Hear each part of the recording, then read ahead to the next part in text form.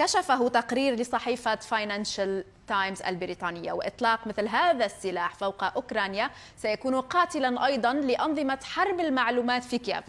النبضات الكهرومغناطيسية النووية الصغيرة مثل هذه تنشرها بسهولة على ارتفاعات عالية بواسطة صواريخ كروز الروسية زيركون التي تفوق سرعتها سرعة الصوت، ويمكن للتأثيرات الكهرومغناطيسية المتبقية للضربة أن تدمر 90% من الأقمار الصناعية فوق المنطقة المنكوبة في غضون 3 أشهر. ولكن ما هي القنبلة الكهرومغناطيسية؟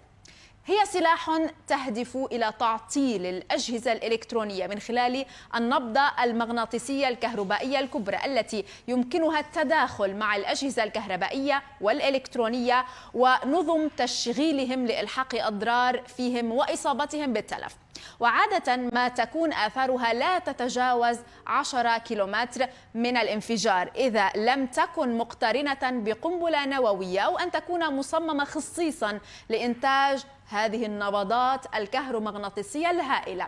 تعتمد جميع المعدات الدفاعية التي نشرها حلفاء الناتو في أوكرانيا مثل أجهزة الراديو ونظام تحديد المواقع العالمي والطائرات GPS والطائرات من دون طيار على الإلكترونيات. وفي حال استخدمت روسيا هذه القنبلة الكهرومغناطيسية سيتعين على أوكرانيا وقف القتال مؤقتا لإعادة تخزين ترسانتها المدمرة، ويمكن لبوتين إعادة بناء قواته وإعادة إمدادها والاستيلاء على المناطق وإخلاء سكانها حديثا خلال هجوم الربيع.